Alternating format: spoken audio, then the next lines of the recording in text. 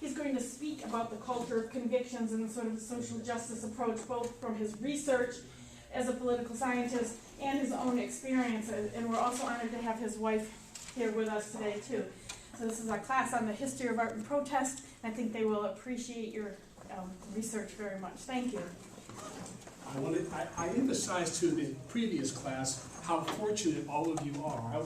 I know it seems tedious to come to classes at an early hour like this and complete assignments that often seem annoying and tedious, but you're blessed to have an opportunity like this. This is an exceptional institution of higher learning, an institution that emphasizes community service and social justice.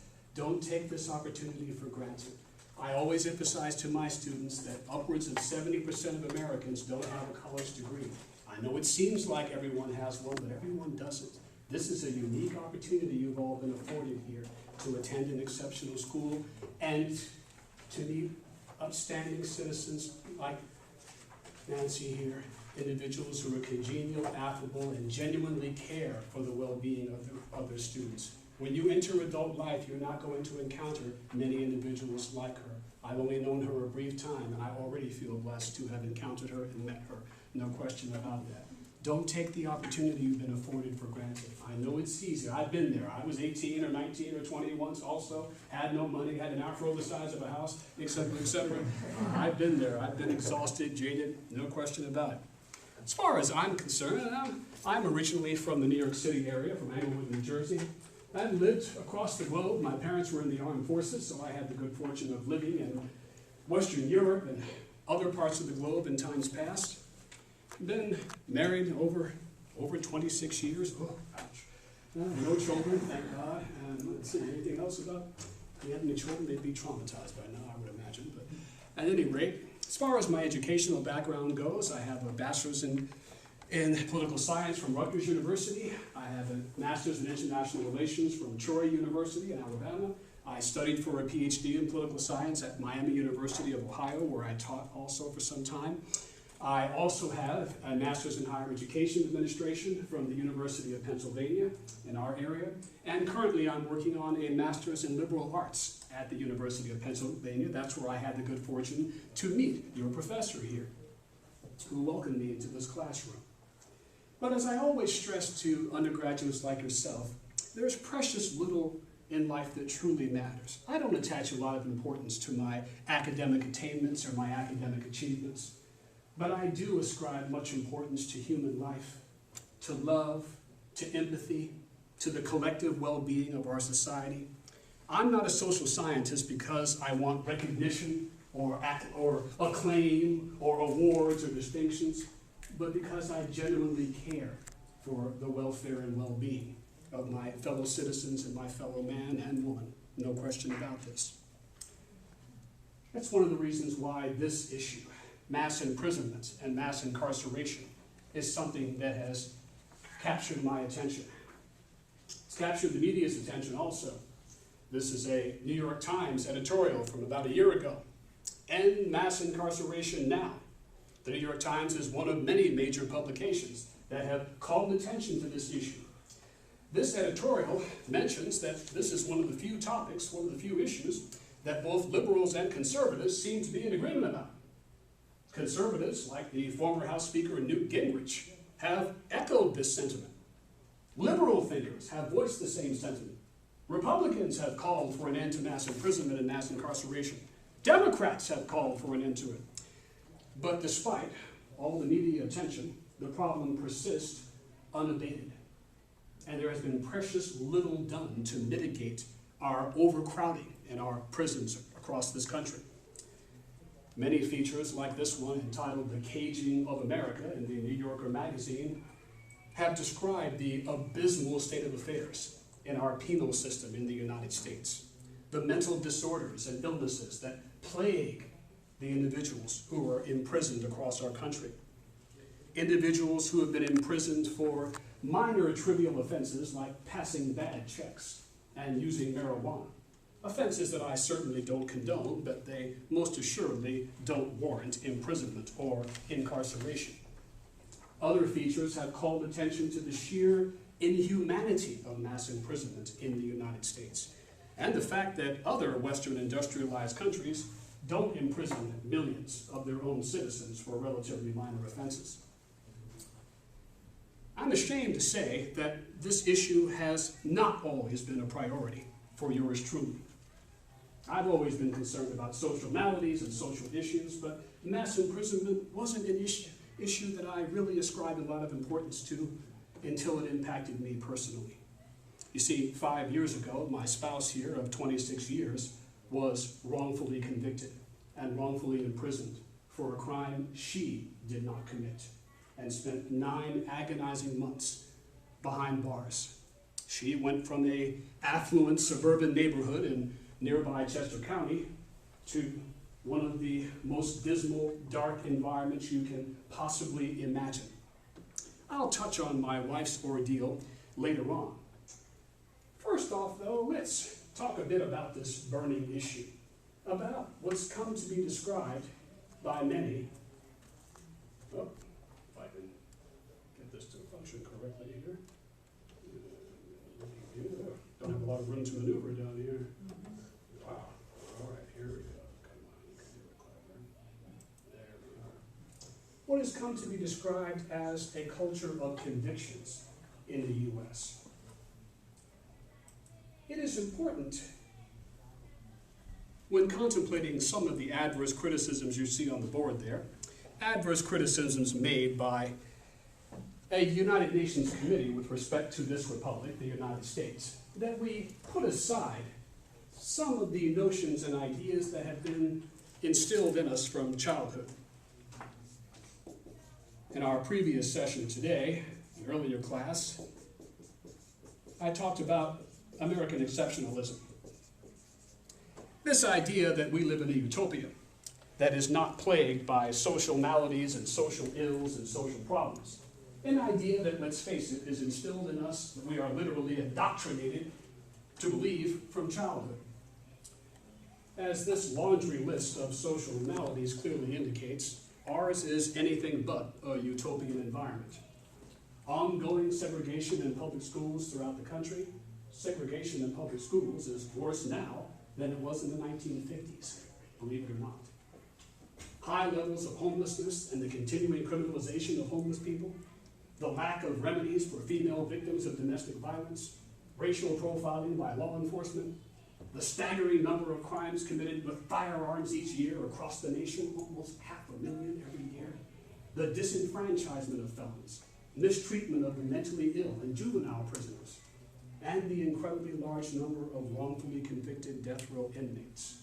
Notice that the last several issues there all center on the question of mass imprisonment and mass incarceration in the United States. The head of our UN delegation, Ms. McLeod, responded to these adverse criticisms by the UN by saying that our society is continually striving to improve. I don't doubt that that's true. There has even been significant progress made in the direction of rectifying the wrongs in our criminal justice system in the past year or so. But progress has been slow in coming when it comes to the issue of mass imprisonment.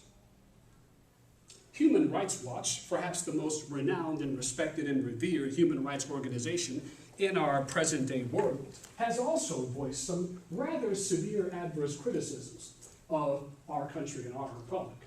The U.S., they note, has a vibrant civil society and media that enjoys strong constitutional protections, yet its rights record is marred by abuses pertaining to criminal justice, immigration, national security, and drug policy.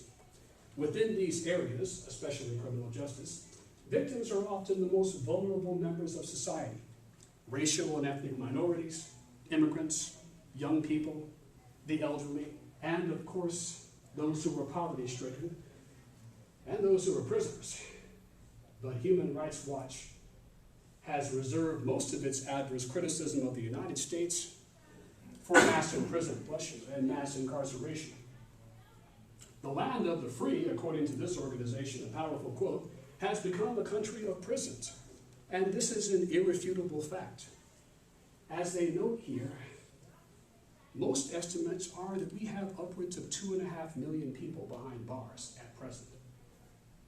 751 inmates per 100,000 people. Compared to other Western industrialized countries, this number is staggering. As I note here, the United States has less than 5% of the world's population, but holds 25% of the world's prisoners. Our country, a beacon on a hill, which touts its democracy and democratic freedoms, has more people in jail than any other society. China, a communist totalitarian country with over 4 times our population, a population approaching 2 billion people, has fewer people in jail than the United States, which has a population of roughly 300 million or thereabouts. How do we account for this discrepancy? How can a communist dictatorship have fewer people in jail than our supposedly democratic society? How can this be? India is a country with over 1 billion people. India's prison population is minuscule compared to that of the United States. And I would pose the question again, how do we account for this discrepancy? How did this come about? I'll stress here that contrary to popular belief, this is a social malady that impacts all segments of the US population. There is a popular misconception that this is a problem that should only concern African Americans, Hispanics, and other ethnic minority groups. Well, as I note here, for every 100,000 white males in the US population, 478 are in state or federal prison.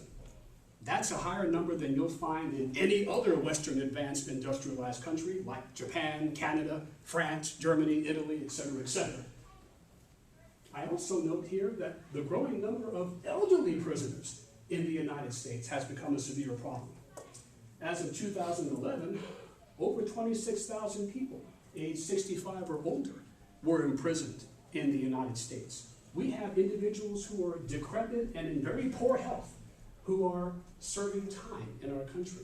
Individuals who clearly no longer pose a grave threat to society. The poor, as Human Rights Watch and other groups have emphasized, are the chief victims of the culture of convictions in the United States.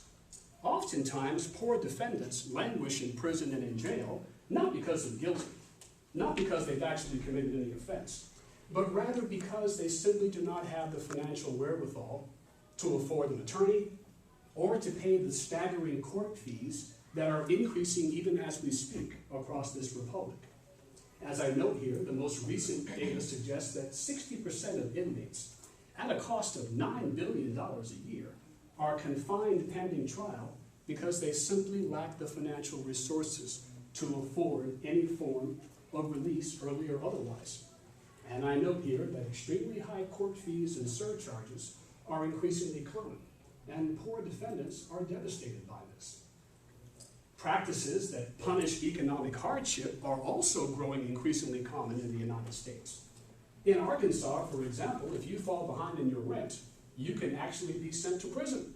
If you fall behind in your rent by a month or 2, your landlord can literally have you incarcerated until you pay your rent. Mind-boggling, but true, and Arkansas is not alone. In states across the U.S., courts put hundreds of thousands of misdemeanor offenders on probation, with for-profit companies that collect staggering amounts of monies in fees. Many now refer to our penal system as an industry,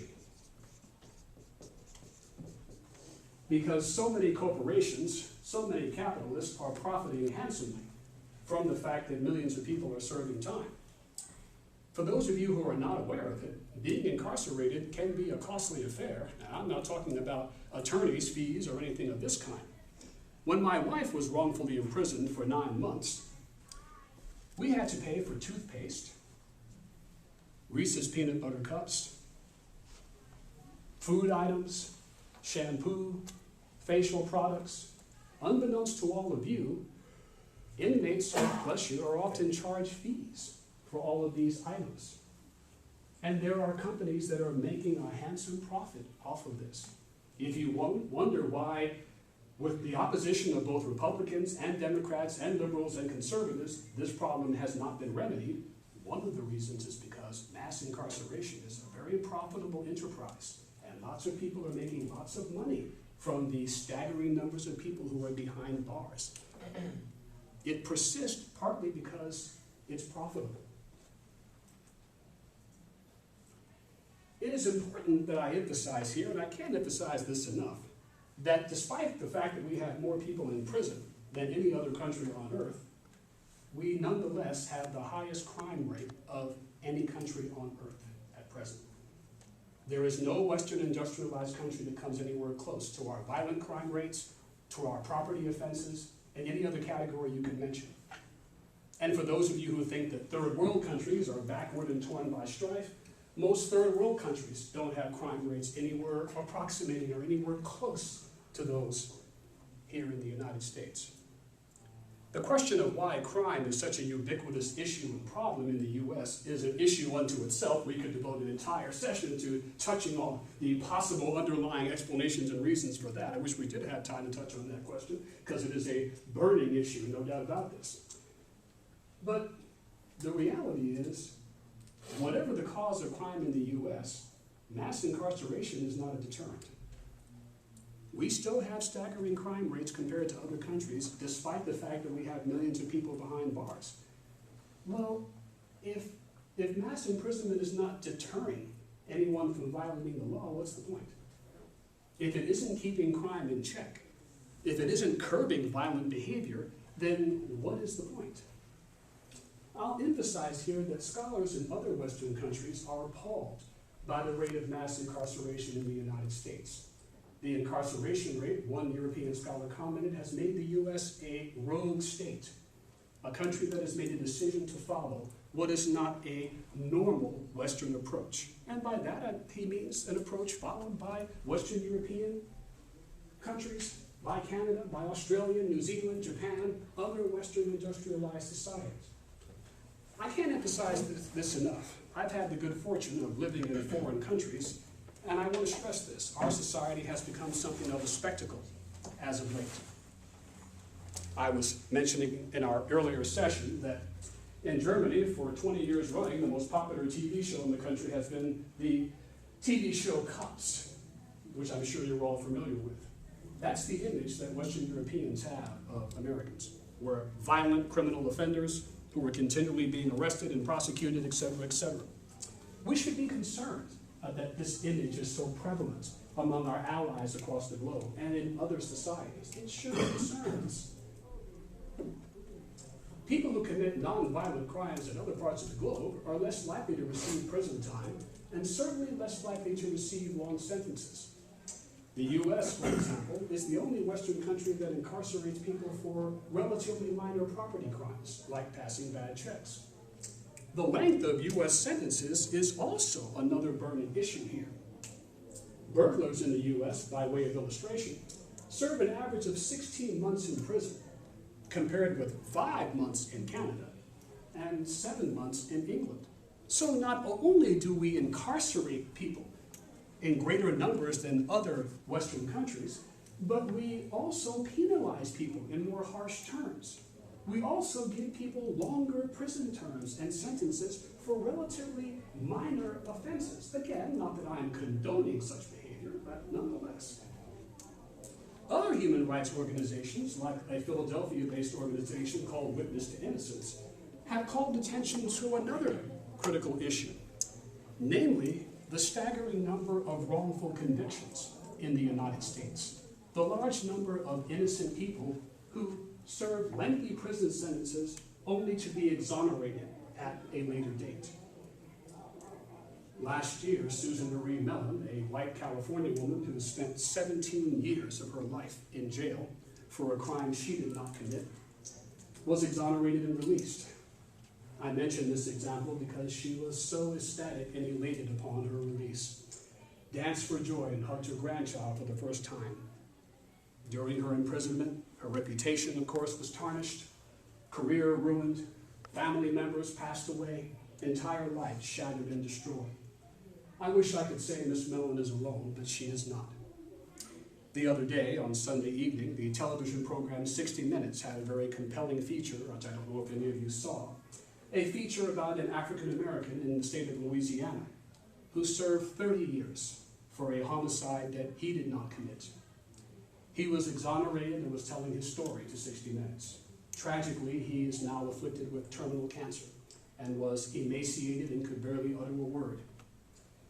He has yet to receive an apology from the state of Louisiana for his 30 years in prison. Louisiana has adamantly refused to provide him with any compensation of any sort. The district attorney responsible for his imprisonment appeared on 60 Minutes the other night and adamantly refused to apologize and insisted on the air in this interview that the system had worked. After all, he had been exonerated, right? It took 30 years, mind you, but he was eventually exonerated. I wish I could say that attitude was unusual among prosecutors in our country, but it is not. Most individuals who are wrongfully accused or wrongfully imprisoned seldom, if ever, receive compensation, an apology, even an explanation for why the tragedy unfolded as it did. This individual on 60 Minutes, he now lives in a shelter of some sort. He was given a gift card by the state of Louisiana in the amount of $20, I believe, upon his release. But again, no compensation, no apology, nothing.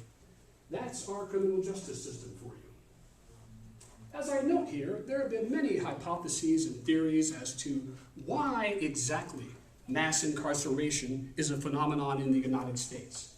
Many have argued that it has much to do with our prolonged war on drugs. This stat here gives you some indication of the magnitude of the war on drugs. In 1980, there were 40,000 people in American jails and prisons for drug crimes. Today, that number is about 500,000. So there is no question that the war on drugs has contributed to overcrowding in our prisons. Make no mistake.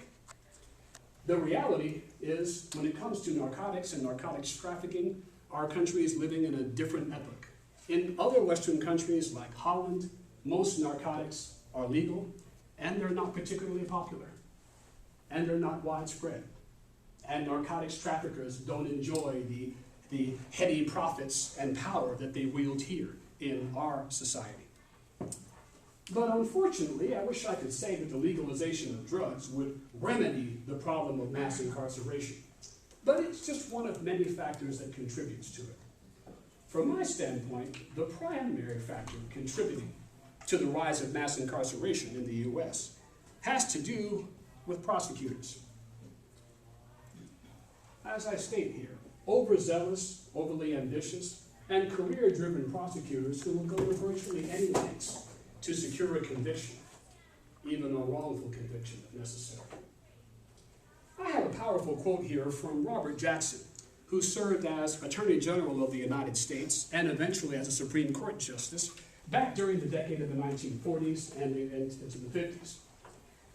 Jackson warned that, quote, the prosecutor has more control over life, liberty, and reputation than any other person in America. His discretion is tremendous. He can have citizens investigated, and if he is that kind of person, he can have this done to the tune of public statements and veiled or unveiled intimations. A powerful warning indeed. Pity the warning was not heeded at the time that the words were uttered. Jackson also warned that prosecutors could easily fall prey to the temptation of, quote, picking the man and then searching the law books to pin some offense on him. Tragically, this is precisely what often happens in our modern-day criminal justice system. Far more than any other democracy across the globe, American prosecutors have almost unfettered, unlimited authority to decide who to charge, what crimes to identify, what penalties to seek, what bail to urge, what witnesses to call, what evidence to present, what persons to give immunity from prosecution, what plea bargains to make, and what sentences to negotiate. In our criminal justice system, in that courtroom, the prosecutor is all powerful. They're omnipotent. And their power is seldom, if ever, challenged by outside parties. Above all,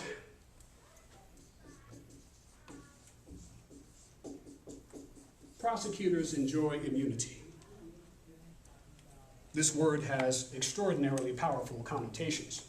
What do I mean when I say they enjoy immunity? Well, I mean if I'm a prosecutor and I decide, I just don't like this young lady over here, red cats, I just detest them. And I decide I'm going to prosecute her on some trumped up charge because I despise her, or because my boss despises her, or because some corrupt politician despises her hat. And I prosecuted her, and she later has her conviction overturned on appeal. Well, guess what? There's not a damn thing she can do to me, because like every other prosecutor, I got immunity. You see, she can sue the county, she can sue the state if she wants to, but she can't sue my behind. No way, not a chance. Because prosecutors enjoy absolute immunity. She has no power to retaliate against me in any way, shape, or form. Now I ask you, if I have nothing to fear in terms of legal action, civil litigation, lawsuits, etc., then what's to keep me in check? Why not wrongfully prosecute someone if I have nothing to fear? Why not target innocent people if I have nothing whatsoever to fear in terms of reprisals, consequences, repercussions, etc.? If the county suffers and gets sued and loses $1 million, well, it isn't my money, what do I care? Tragically, that is the attitude of most American prosecutors in the present age. The broad discretionary powers and immunity enjoyed by prosecutors has created a climate where they can pursue unconstitutional prosecutions without hesitation or reservation. As I just stated, prosecutors insist that this absolute immunity from civil liability is critical to the performance of their jobs. They argue that without civil liability, they would not be able to carry out their duties and responsibilities effectively. Equally important, they argue that self-regulation and professional sanctions from state bar associations are sufficient to keep them in check. If I wrongfully prosecuted this young lady, the state bar association will penalize me in some way, shape, or form, threaten to strip me of my law license, etc. Unfortunately, as I state here, there is no evidence whatsoever that state bar associations are holding prosecutors accountable for their mistakes, for their blunders, for wrongful convictions, for errors in judgment, or for their overzealous conduct. I can't emphasize this enough. In a society where racking up convictions tend to win prosecutors promotions, elevation to higher office, and high-paying jobs with major law firms, activists worry that there is nothing to keep overzealous prosecutors in check. I often describe, bless you, our criminal justice system from the standpoint of a prosecutor as a zero-sum game. That is, prosecutors have scorecards. They keep track of the number of convictions, successful convictions they have. Why? Because their careers hinge on it. If they want to get promoted from their $45,000 a year job to a higher salary, it hinges on the number of convictions, especially high-profile convictions, like, say, a former CEO, like my spouse here. It can get them that high-paying job with the Center City law firm. They can run for office or run for DA themselves at a later date, but only if they have a staggering number of convictions and successful prosecutions. Justice, the well-being of our fellow man, well, that's a secondary concern. It may be called the criminal justice system, but justice seems to have little to do with it. In the end, one of the most powerful positions in public service, a position that carries with it the power to ruin, and in some cases, in the case of capital punishment, and lies, is the one most shielded from liability and accountability. Prosecutors in our modern day society are essentially omnipotent and all-powerful. Their power is unchallenged despite the clamorings of activists like myself. Even a prosecutor who knowingly submits false evidence in a case that results in a wrongful conviction or someone's untimely death or execution can't be sued personally for damages. If I wrongfully convict this young man of a crime he did not commit and he is executed, unfortunately his family cannot sue me. His family cannot take any action against me, even in the case of a wrongful death or execution. I note here that USA Today once conducted a study of 201 known cases of misconduct by federal prosecutors, and they discovered to their dismay that of these 201 known cases of misconduct, only one prosecutor was actually punished. Even in known cases of misconduct, even when prosecutors acknowledge that they have committed an offense or violated the rights of a defendant, even then, prosecutors are seldom, if ever, held accountable for their actions. As I said, describing them as all-powerful figures is not an exaggeration. I note here that one study of 75 DNA exonerations, that is, cases where the criminal defendant was incarcerated for a crime he or she did not commit and was later found to be innocent, found that flagrant prosecutorial misconduct played a role in about half the cases. In other words, misconduct is a relatively common phenomenon in our modern-day criminal justice system.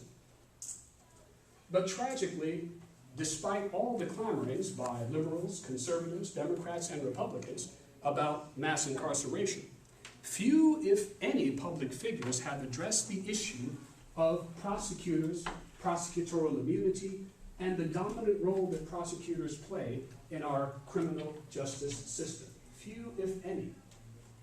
The overwhelming power enjoyed by America's prosecutors and the absence of any constraints or restraints upon them represents, in my view, a clear threat to the civil liberties that all of us hold dear. This statistic I included here is quite troubling and disturbing, that according to the FBI, 1 in every 3 Americans now has a criminal record. Ponder that for a moment. 1 in every 3. That means when you enter a restaurant or a shopping center, the odds are someone near you has a criminal history of some kind. No other country in the world comes close to a statistic of this kind. It is mind-boggling, and much of it has to do with the overzealous behavior of America's prosecutors, especially targeting people for relatively minor offenses like drug possession, passing bad checks, etc., etc. But again, from the perspective of prosecutors, hey, it's a zero-sum game. I got to get ahead in my career, and to get ahead in my career, I got to rack up the numbers in terms of the prosecutions. As I mentioned earlier, I'm ashamed to admit that this has not always been an overriding concern of mine. Although as a social scientist, obviously I've always been greatly concerned about our society's social ills and social problems, but mass imprisonment and mass incarceration was not always a preeminent concern. That is, until it impacted my spouse and my family, until we went through a terrible ordeal that exacted a heavy toll on us both. I'll share a few details about this ordeal, give you some indication or some idea of what it's like to be accused of a criminal offense in our modern day society. Whoops, one there. See if I can find, I'm having an issue here. Okay, open. Guess I'll just go to the computer. Getting old here, pardon my ignorance. There we are. As I mentioned, my spouse and I have been married for 26 years. Our love survived a lot. Race hatred, discrimination, prejudice, being abandoned by family members who didn't approve of interracial romances or marriages. We've survived many, many trials and tribulations. But nothing compared to this. My wife at one time was the CEO of a financial institution in Montgomery County, nearby. She made 6 figures, and the business she ran was profitable. In fact, it was an extraordinary success. She was the CEO of a credit union in Montgomery County, a credit union that served mostly members of a major labor union. For over 6 years, she served in that capacity with distinction. And then one morning, seems like an eternity ago, she came into work earlier than usual and saw something she shouldn't have seen. My wife witnessed some rather serious violations of the Federal Election Campaign Act, or FECA. You're not familiar with this acronym, but I can promise you that there are a lot of corrupt politicians in our country that are painfully familiar with these 4 letters. You see, the FECA, the Federal Election Campaign Act, imposes some rather stringent limitations on how much money you and I can contribute to the campaign of an individual candidate. Under the FECA, if this young man runs for public office, I can only contribute a limited amount of funds to him. This creates a serious problem for a lot of office holders and decision makers who want to get as much money as they possibly can for political campaigns. So what candidates often try to do is they try to find ways of getting around the law. I can't contribute more than a certain amount to his campaign, so what I'll do is I'll give the money to a friend of mine and ask my friend to contribute to his campaign on my behalf without telling anyone. Or I'll ask my daughter to contribute my money. Or I'll give the money to a stranger on the street and say, listen, if you give this $100, you can keep 10 of the dollars. My wife witnessed a similar violation. This labor union was trying to funnel money, more than it was supposed to a candidate for Congress. My wife had no way of knowing that this particular violation involves some very prominent people you are familiar with, household names. No, I will not share with you the identities of the corrupt figures involved, but let me emphasize again, very prominent figures, very dangerous figures. In fact, again, one of them is a household name. My wife did not realize at the time the magnitude of what she had witnessed. She is not a political scientist, unlike yours truly, didn't know much about the Federal Election Campaign Act, and didn't think this would impact her job. Very naive. Mere months after she witnessed these election law violations, my wife was abruptly terminated from her job. My wife was perplexed. The business is profitable. It's been profitable every year I've been here. What's going on? She was not given an explanation, but she was asked to sign a form indicating that she would accept 3 months of health insurance and a severance package if she would agree never to tell anyone anything she had ever seen at this credit union and would never ever divulge any information to any outside party ever for any reason whatsoever. The language was quite striking. My wife adamantly refused to sign this document. Still not realizing the magnitude of what she had witnessed, we made the mistake, in retrospect, of filing a lawsuit against her employer for a wrongful termination. A grave mistake, as it turns out.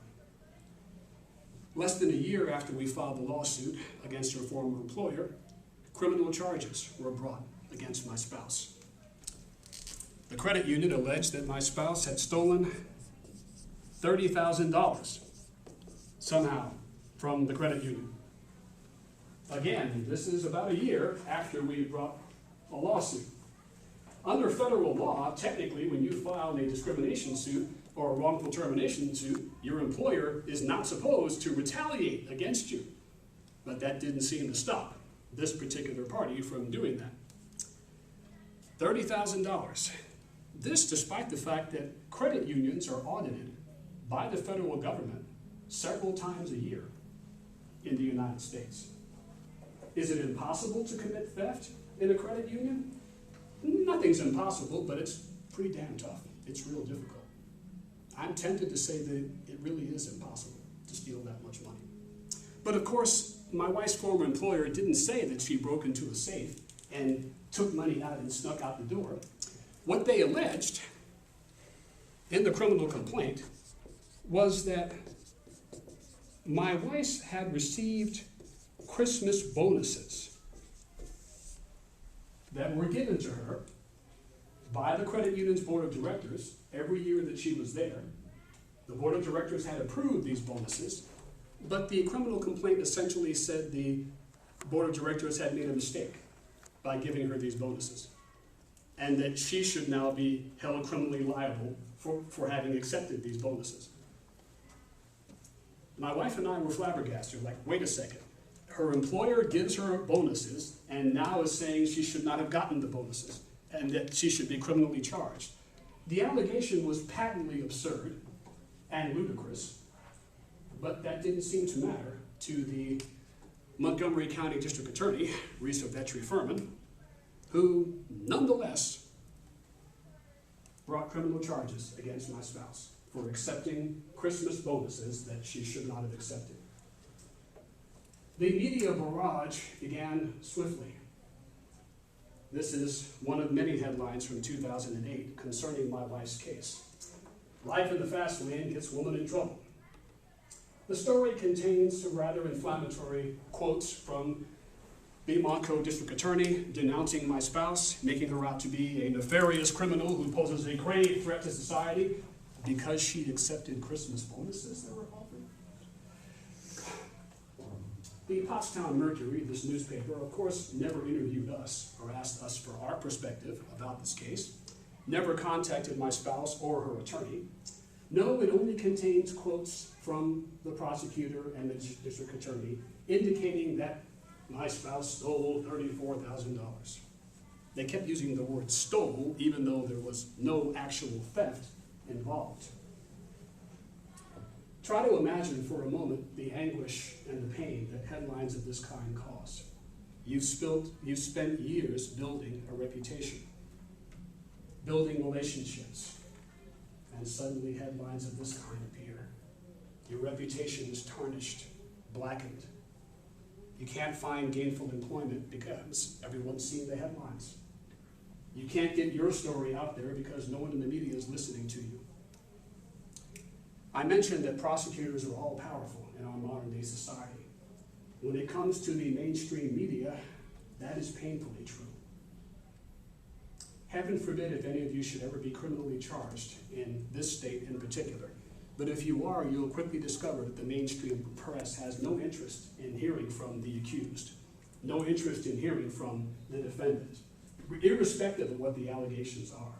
We assume the mainstream press would have a vested interest in hearing our side of the story. For example, there's no mention in this feature about the fact that we filed a lawsuit and that the criminal charges came in reaction to the lawsuit almost a year later. No, there's no mention of that topic. In fact, the mainstream press ignored that topic for years. My wife and I, of course, retained an attorney and fought the charges valiantly. We were perplexed, though, because for 2 years, the Montgomery County District Attorney didn't take my wife to trial. 2 years. 2 years? And of course, during that time, my wife could not find gainful employment. Her reputation continued to suffer. The emotional stress and anguish continued to mount. 2 years. The power of the prosecutor. If they want to drag out your ordeal and turn it into a prolonged, agonizing ordeal, it's a tactic. The aim, of course, is to exhaust the accused financial resources, emotional resources, etc., and hope that he or she succumbs, capitulates, agrees to a plea bargain, etc., etc. I mentioned to you that my wife's case involves some very prominent political figures. Well, in 2010, one of the political figures involved in this story, who I will not identify, won the Democratic primary for the United States Senate and suddenly became one of the most powerful political figures in the state of Pennsylvania. And from that moment on, our lives became a living hell. Her attorney abandoned her abruptly, inexplicably. And every attorney in the Philadelphia metropolitan area refused to take the case. We pleaded with attorneys. We begged. It's like, we'll pay you anything you want. Why won't you represent us? I've heard of this case, buddy. I don't want to get involved in it. No way. I vividly recall one attorney telling me, do I have any idea who's involved in this case? Do you know what you're up against? At the time, I did not. I really had no inkling. The attorneys found out through the grapevine long before I did, it would appear. We couldn't find an attorney to represent us. And I knew from my research into the Montgomery County Courthouse that recruiting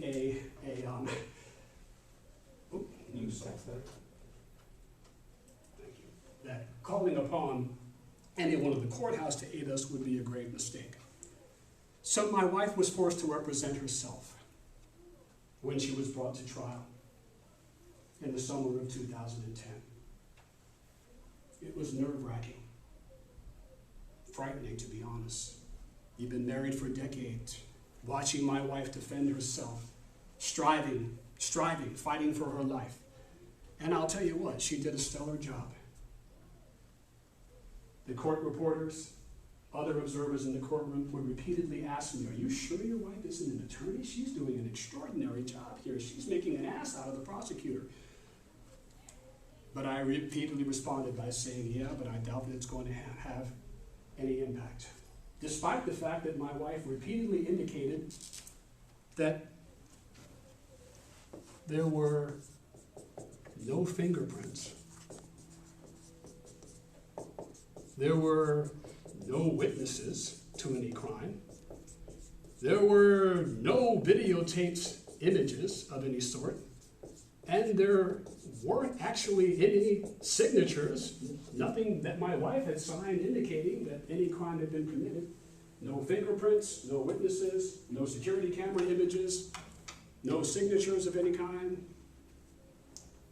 None of that mattered because the jury, which may or may not have been bought off, I'm not certain, convicted my wife. Now, of course, I recognized that it was a possibility. I knew from the outset that it was a possibility. I was prepared for that. I also knew that there are people who've been convicted of $500,000 thefts who have not been sent to prison. There are people who've been convicted of $1 million theft who have not been incarcerated. So imagine my shock and dismay when the judge, William Carpenter, immediately ordered my wife sent to prison. I was in disbelief. Wait a second. This $30,000, there are people who've stolen $1 million who haven't been sent to, what do you, ordinarily when you're convicted of an offense of this kind, you're allowed to remain free pending your bail, pending an appeal. You're allowed to remain free on bail pending an appeal, and then if your appeal, ordinarily appeals go on for years, so usually when you're convicted of an offense of this kind, you don't go to jail at all. Not my wife. She was taken away right in front of my eyes. The sheriff's deputies were reluctant at first. They looked at the judge and said, "You want us to take her to jail? You've got to be kidding." But the judge was adamant and insisted. Meanwhile, some of the villains on the other side began to taunt me in the courtroom. "What are you going to do now, black boy, without your wife?" one person said. They continued to taunt me time and again. I'm a rather skilled martial artist, so it took every ounce of strength and willpower I had not to annihilate everyone in the courtroom, I must say.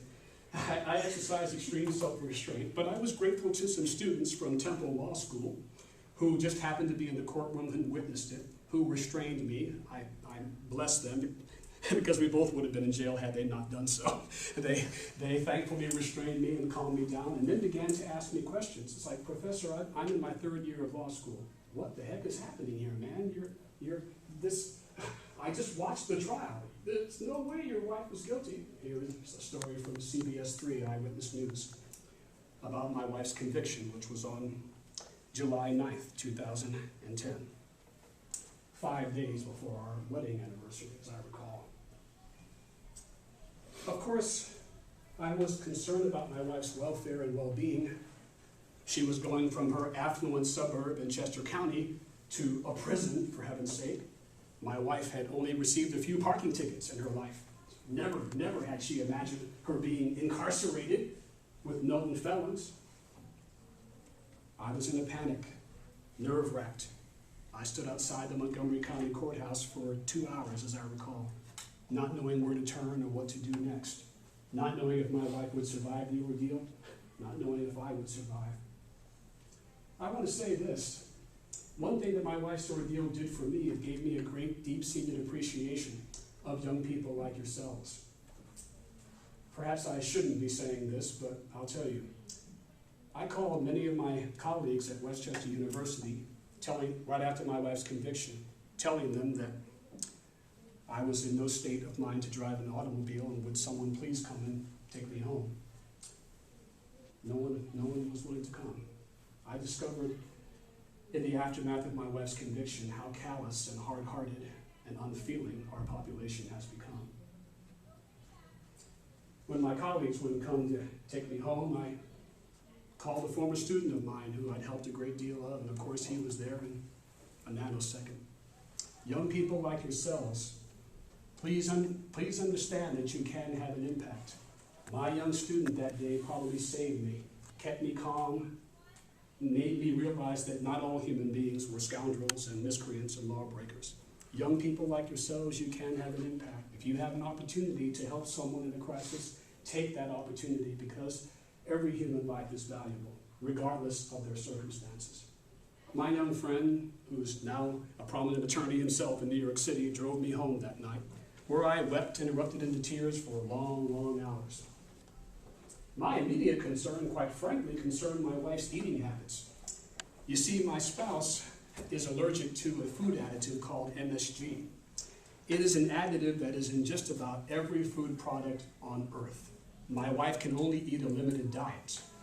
When she consumes this particular food additive, she gets excruciating migraine headaches that are so painful that she literally collapses onto the floor. She becomes nauseous, vomits, and unfortunately, most of the food products served in prisons contain this food additive. I spent many months trying to prevail upon prison authorities, trying to make them aware of the fact that if she did not eat a proper diet, it could literally kill her or drive her insane. But of course, the prison authorities were not the least bit concerned about her welfare. Neither was the mainstream press. When the media found out about my wife's problem with food allergies, they began to attack her about her food and eating habits. Citing prison food allergies, white-collar thief seeks bail. Our media is so objective, aren't they?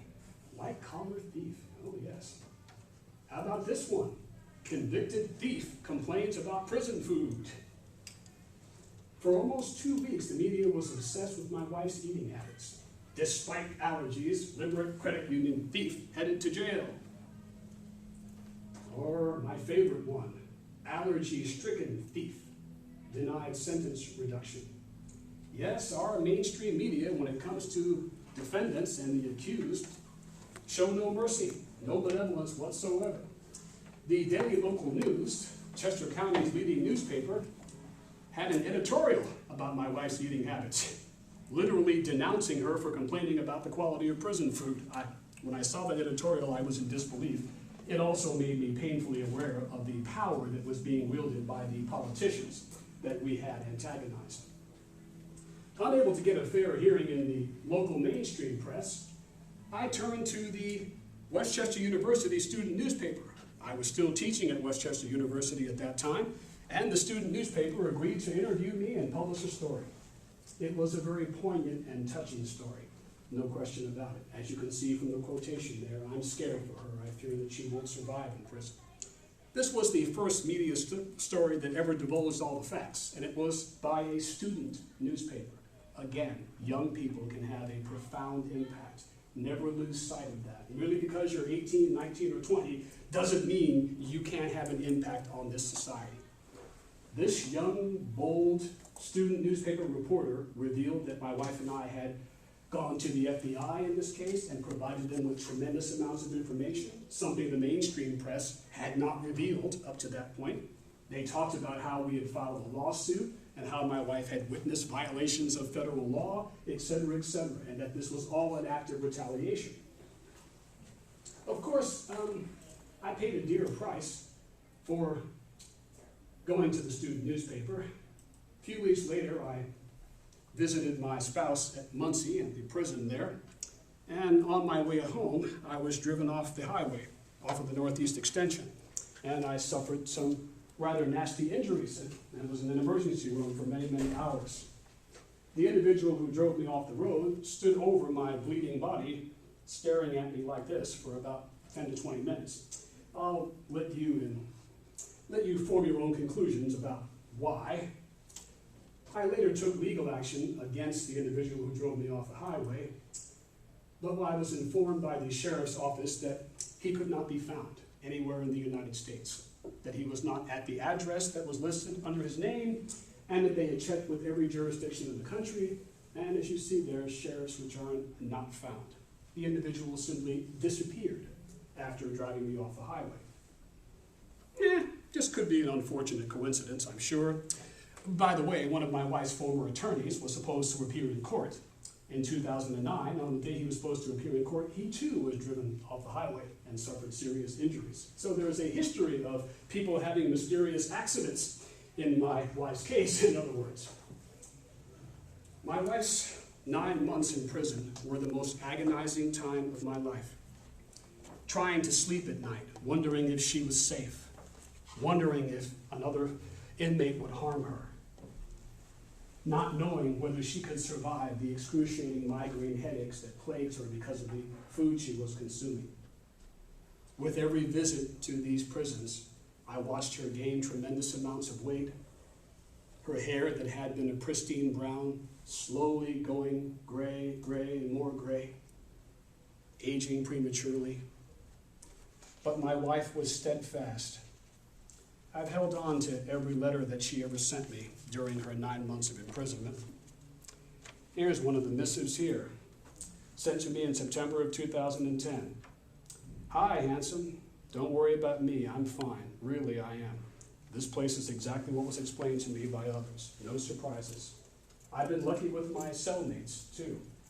And she goes on to talk about how her cellmates haven't harmed her and have been good friends of her. She tells me that she's adjusted real well and she's keeping a positive state of mind, that she's decided to look upon this as another hurdle in her life, and perhaps an opportunity for a fresh start. She then goes on to tell me about how she's heard so many horror stories from other inmates about how their spouses, their children, their parents, their friends have abandoned them and they never hear from them. I've heard such stories, she said. I am truly blessed to have you in my life. You are my rock and my everything, honey. She felt fortunate because despite the fact that so many individuals had urged me to abandon her, I refused to. Even if she was guilty, I would not abandon her. One of the things I've discovered about our modern day society, not only is there so little love, but so little empathy. The mission of this institution is to both inform your heart and inform your mind. I hope I'm doing both today by providing you with some stats and figures and with our own ordeal. There's not enough love and empathy in this country at present. This is a card my wife sent to me during her 9 months of imprisonment. I've held on to it because it was so dear to me, because it showed that love really can conquer all. That despite the fact that she was in a prison 9 hours away from this area in Erie, Pennsylvania, that our relationship survived. More than survived, it thrived.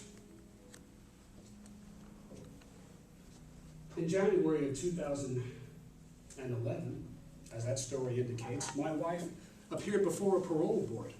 The first question she was asked by the parole board is, Mrs. Clyburn, why are you here? What are you doing here? How did this happen? What are you doing in jail for an alleged $30,000 offense? The parole board recognized that this should never have happened. They were fully cognizant of the fact that she should have been allowed to remain free pending an appeal. So they were baffled by it also and kept pressing her. Why did this happen? It was a quick decision. My wife was granted parole in mere minutes. There wasn't much discussion. There was no need for any discussion. Everyone recognized that even if she were guilty, she shouldn't have been put in jail for 9 months. My wife, thank God, was paroled in April of 2011 after, again, 9 agonizing months of her life. Her reputation destroyed, her career destroyed, taken away from her family and friends and kith and kin. Young people again. None of my colleagues would accompany me when she was released, but a former student of mine, a young man who now works for the U.S. federal government, a member of the deaf community, and his mother wanted to accompany me, drove me all the way to Erie, Pennsylvania to get my wife out of the goodness of their hearts. Again, young people can have an impact.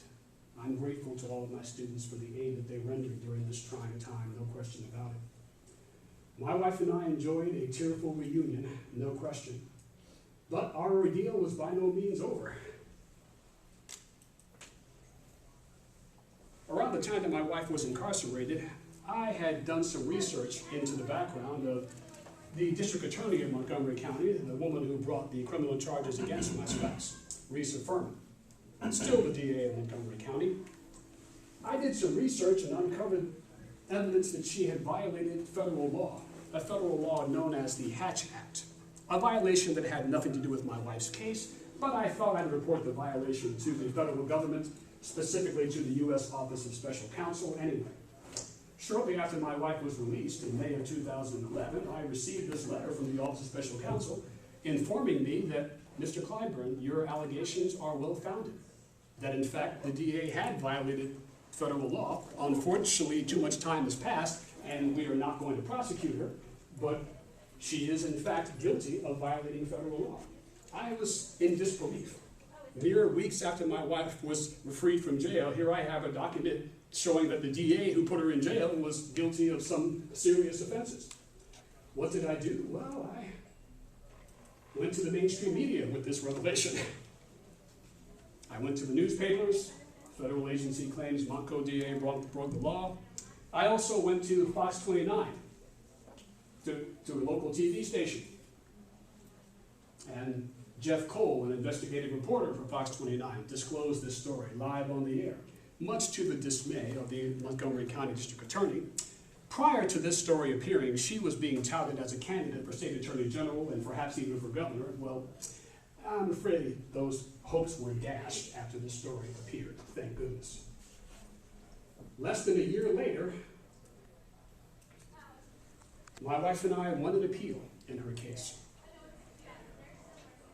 The Superior Court and subsequently the Supreme Court of the state of Pennsylvania tossed out her wrongful conviction and ordered a new trial in her case. Ordered a new trial. We were ecstatic. Why were we ecstatic? Because for those of you who are not aware of it, winning an appeal, not only in Pennsylvania but across the country, is virtually impossible. Appeals are almost never won, especially in this state. The odds are minuscule. Winning an appeal, I don't know the present statistics for this year, but ordinarily the odds hover well below 10%, any possibility of you ever winning an appeal. So it came as quite a shock and a surprise, no question about it. A year later, finally, as this headline indicates, the Montgomery County District Attorney and her prosecutors and sycophants dropped 75% of all the charges against my wife. They went from accusing my spouse of stealing $34,000 to stealing $1,300. 75% of all the charges dropped. After years of headlines screaming $34,000, suddenly they were saying, no, she only stole $1,300. But of course, by this time, my wife's reputation has already been blackened, tarnished, career destroyed. Of course, there was no apology, no offer of compensation for 9 months of her life lost in jail, no real explanation as to why this $34,000 allegation was out there for so many years, nothing. But that is the norm in our criminal justice system. Innocent people are often wronged, often violated in various ways, and never receive an explanation of any kind. There's much more to this story I could bore you with, but I won't. But I'll leave you with these two themes. Empathy, the ability to put yourself in someone else's shoes, to see things from someone else's vantage point, to understand what it must be like to be this person. Why does this problem of mass incarceration persist in our modern day society? Perhaps it's because there's simply not enough empathy in our society. More of us need to try to envision what it must be like to spend years in jail for a crime you didn't commit, or to have your reputation blackened and tarnished for no legitimate reason, or to be falsely accused, or to be imprisoned for a relatively minor offense like passing a bad check. Perhaps if we were more empathetic, perhaps if we had the ability to love even those who are not members of our family, even those who are not our kith and kin, perhaps issues like this would not exist. Perhaps social ills like this would not exist. How can we increase our empathy? So many little things you can do on a daily basis.